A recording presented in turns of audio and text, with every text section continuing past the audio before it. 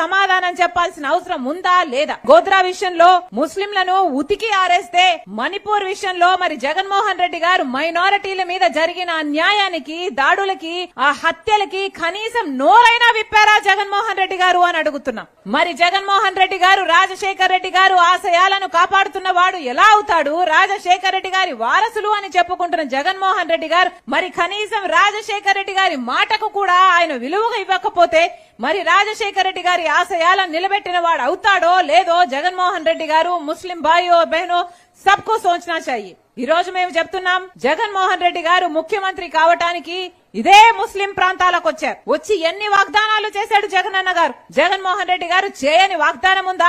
ఇమామలకు 15,000 జీతం ఇస్తామని చెప్పారు. ముస్లింలు ఎవరన్నా చనిపోతే ప్రమాదవశాత్తు బీమా కోసమని 5 లక్షల రూపాయలు ఇస్తామని చెప్పారు. ముస్లిం బిడ్డల పెళ్లిలైతే 1,00,000 రూపాయలు ఇస్తామని చెప్పారు. ముస్లిం బిడ్డలు ఫారెన్